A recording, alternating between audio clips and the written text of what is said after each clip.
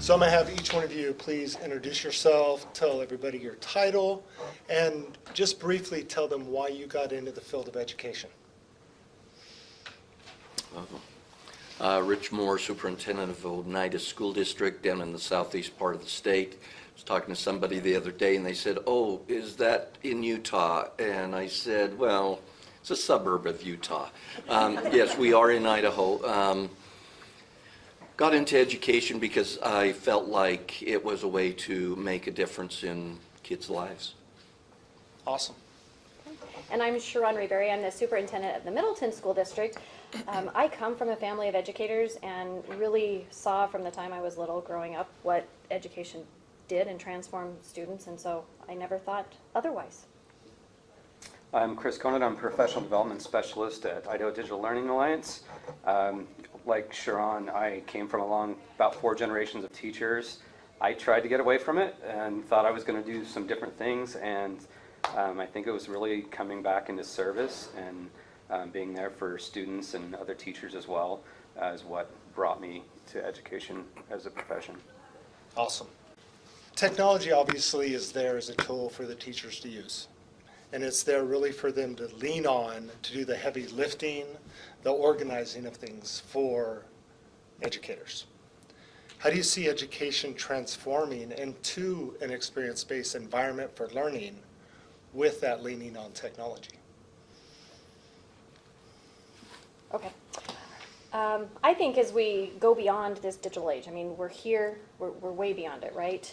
We have to, as educators, have to help transform the way we view and deliver learning. We know that we're preparing students today for jobs that don't yet exist. I think it's important that we provide students with opportunities where they gain experience, and I think we do that through collaboration, community, creativity, creative thinking, communication, because all of those will open doors for students as they go down their path, ultimately, to their job of tomorrow. So. Awesome. I'm here today because I'm seeking answers. I think we, as educators, we're always looking for something that can make us better to serve students more efficiently and effectively. Currently, the high school at my district is chasing another pot of gold, feeling like maybe a schedule change or something like that will help us to reach out to the individual better and to differentiate better. I'm not convinced. So I came here knowing we are a one-to-one device district. How can I use those tools and move a little bit more effectively into the future, meeting those individual needs both academically and socially is a challenge. So I'm here to seek answers, and I have really enjoyed what I've heard. Awesome. When first, thinking about age of experience and even, doing some reading on what exactly that meant and how long we've kind of been in that shift anyways, it just reminded me what from my professional development standpoint and working with districts, both IDLA as well as districts throughout the state, is that personalization piece, and not knowing that we were actually going to be delving into that a lot today, which I feel like we have. That's what we've tried to break down, and what are those key components. And this is part of that professional development question that may come down later, but that big piece of what are those pieces that really are the main ingredients in personalization. What is a consumable piece that teachers that we work with in the trenches every day, what can make it consumable for them in personalizing education for students, whether it's growth mindset of their students or how to provide great feedback. It could be as simple as that, but really personalizing that education for students. I think we see that a lot as adults, whether it's going through a MOOC course where you can learn online. We can do that as adults. Why not give that opportunity for our students? There's Coursera, Udemy, websites where we can learn what we want, when we want, and really providing that to our students as well. Awesome. Can I add something? Please. So after, we had a guest speaker this morning, Greg, from Nampa out there, and he said something that struck me too. I really think that we need to add and be thinking about our communities as we talk about this, because when you involve parents and other community members, they need to be brought along too in understanding that we're teaching and the learning is very different than it was like when I was in school. So I think that's an important aspect. So thank you, Greg, for helping us remember that. It's a great point. Good point. Yeah, for sure. What is the most important work you or your district is doing right now? I'll go ahead. Go ahead. You you. sound like you're ready. Okay. You know, I get to wear a couple different hats with our organization. We have a great slew of teachers out there for IDLA that do fantastic work, and they're always wanting to improve. We've got a great content team that does a great, amazing job of creating material for students. And I think the most amazing thing is how those teams all work together so well to better education for Idaho students. But then we also, as an organization, reach out beyond just our borders of Idaho, and we get to meet with other alliances, other groups, and really shape education all around. So I get to see that, which I feel really blessed and lucky to have. I also get to work with some districts throughout the state, and I get to be involved in, and I guess I should stop saying I, but we, the team that I work with as well, also get to work with those schools and bring what their most pressing needs are and help them and assist them in reaching their goals. That's awesome. Well, I would say we're setting the stage for learning here. And to begin with, we have to honor our teachers for the jobs that they do. We talked a lot about barriers and things today, and it's really important for our teachers to know that they really are the critical element of the learning for our students. Technology is not going to take that away. It will not make the teacher disappear. So I think it's important that we honor our teachers for the jobs that we do. We look at the pedagogy we provide. We learn together through PLCs, through peer observations, different types of professional development, so that we really are providing our teachers what they need in turn to provide our students what they need. Great. Most important thing we do, Yeah. our purpose in our district is stated to maximize the learning potential in every student in a safe, nurturing environment. Now, in order to do that, you can only do so much with the organizational energy you have, and if you try to chase down every innovation and practice out there, you wear down that hope and the energy of the organization to do anything effectively. So what I enjoyed today is hearing, we don't have all the answers. We're in the middle of a real shift, and it's a little chaotic. Educators, by and large, do not like chaos. They like something that is cut and dry. So again, coming here and understanding that we're all in that time of flux and change, and to move slowly, carefully, maybe little step at a time, has been a very good thing to hear for me, leading a district. Awesome. I love all those. We travel all over the place. And so when we get to hear what you guys are doing and the forward progress you're making, it makes everything we do in the long hours, it's just like, well, of course, that's why we're doing it. It's because of the work you're doing. Last question for you. What are the top areas of focus for new or up-and-coming technology or initiatives?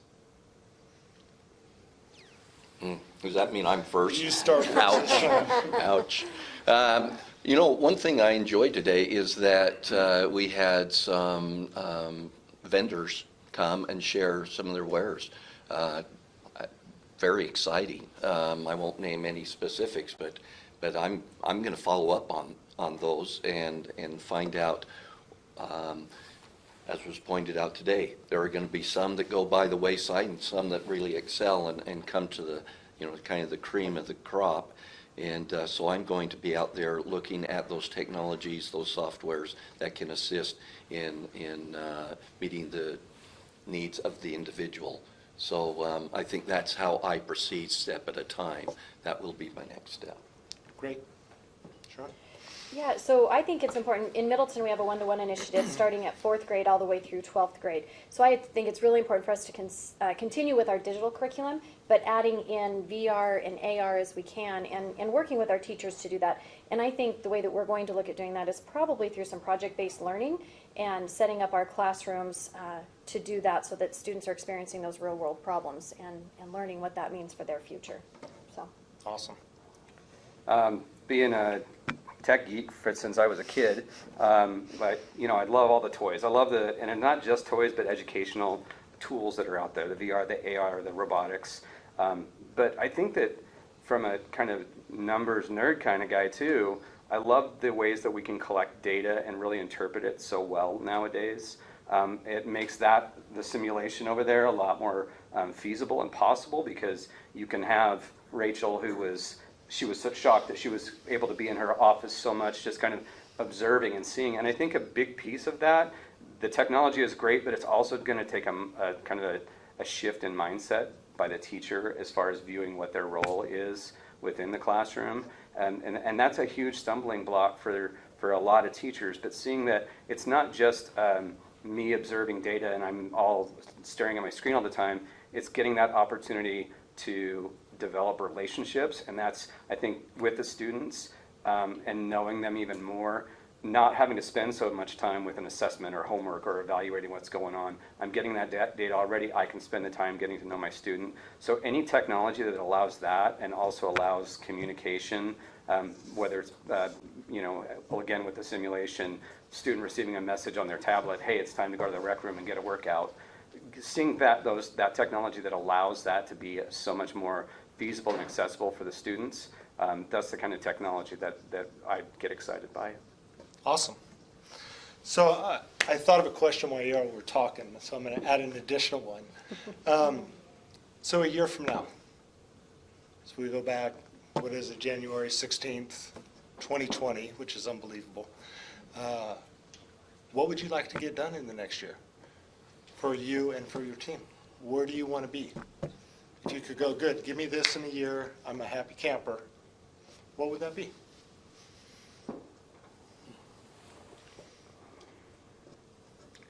I think it's continuing down the path of training our teachers and working alongside them in the jobs that they do, ensuring that we're giving them what they need, again, to teach our kids what they need to learn to move forward.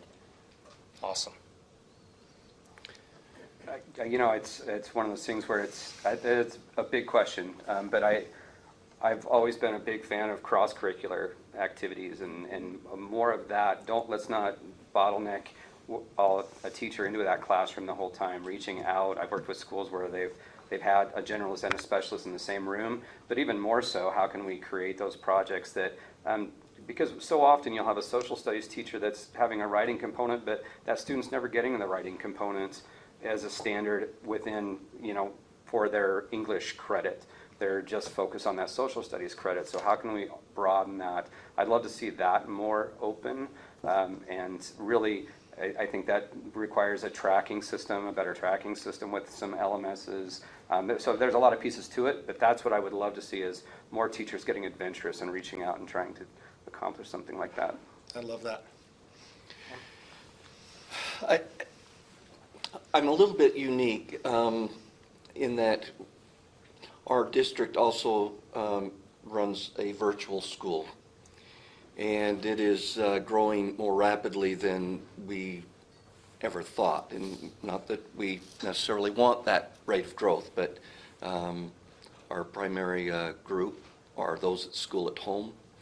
And so it's been a little bit threatening for our brick and mortar traditional educators. I need to help our brick and mortar teachers in the next year understand a little bit trends and a little bit broader vision, and how are we going to continue to thrive in tomorrow's educational world as brick and mortar educators.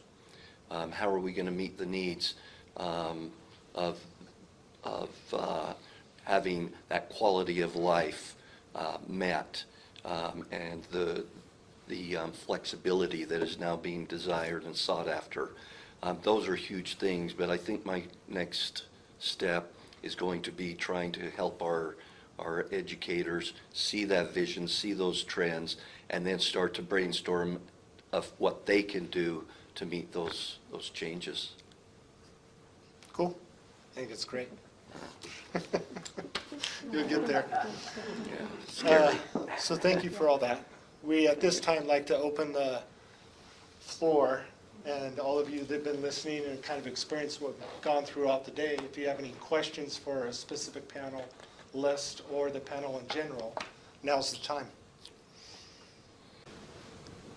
What do you really see in the youth that you have now that you interact with that sort of resonates with other things that we've talked about as the Learning Council today, so that you're seeing it yourself? Like when you look at the kids that are in front of you, because you see more every day than I do, what do you see? What do you really see? Boise's different than every other state. Maybe it's different here and I don't know it. But I want to just ask you, what do you see? I would start with it's instant gratification. And so that's partially why we need to continue these conversations and understand how we can provide those experiential learnings in the classroom. It's not about just sitting and doing that math worksheet anymore. It's about, well, what does that mean? And what kind of experiences can you build around, math problems to get kids understanding what that means for their future. Good. Nice. Students are motivated differently today, and that's a huge challenge, especially as they grow through the grades. That is going to be a challenge. I believe this approach that we experienced this afternoon is a much more engaging method to approach learning than traditional lockstep classroom to classroom. Yep. I think there's a balance between, because I feel like as educators, we do know what our students need. It's hard to personalize that. It is a big challenge, but I think we can look at something as simple as TikTok. And when my daughter wants to make a TikTok, and hands TikTok, parents, anyways, when she wants to learn something in order to show it off on TikTok, she goes and she figures it out herself. Yep. Providing those tools and those experiences on how to access that, and finding their passion and their pursuits and what they're really wanting is what I think it all boils down to. So that's, although I don't get to work with a lot of students, I do see 2 teenage daughters, and seeing what they can come up with when they really want to learn something, it can be amazing. Yeah. And the 2 teenage daughters is quite the experience. Yeah, and that's plenty for me. I hear you. Anybody else up? Drew? What's something you would take away from these conversations and start doing tomorrow?